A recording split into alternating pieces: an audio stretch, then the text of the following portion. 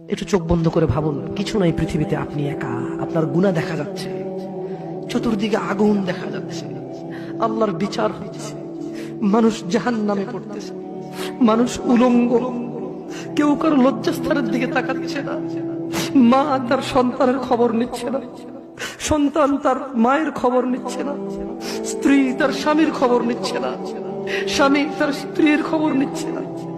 প্রত্যেককে নিজস্ব একটা ব্যক্তিগত ব্যস্ততা, দুশ্চিন্তা, তার টেনশন, আগুনে যাবে নাকি জান্নাতে যাবে তাকে ব্যস্ত করে রাখবে। এই ব্যস্ততার দিনে কিছু চেহারা হবে উজ্জ্বল। ভাই, আপনি কি সেই মানুষটা হতে পারবেন যেদিন ভাই ভাইয়ের খবর নেবে না, স্ত্রী স্বামীর খবর নেবে না, মা বাবার খবর নেবে না? আপনি কি এমন কর্মকাণ্ড করছেন, আপনি কি এমন ইবাদত করছেন যে ইবাদতের কারণে ওই ব্যস্ততার দিনে উলঙ্গ মানুষ, কেউ কারো লজ্জাস্থানের দিকে তাকানোর সুযোগ নাই, তাকাতে ইচ্ছে করবে না, তাকানোর মনে থাকবে না, কোনো কিছু মনে থাকবে না, শুধু বাঁচার জন্য একটা ব্যস্ততা থাকবে। দিনী ভাই, সেদিন আপনি কি এই পৃথিবীতে এমন কোন কাজকর্ম করতেছেন? আল্লাহ বলছে কিছু চেহারা হবে অনেক উজ্জ্বল, দাহিকাতুম মুস্তাবশিরা, সাহস ও প্রফুল্ল, অনেক খুশি আনন্দিত কিছু চেহারা হবে।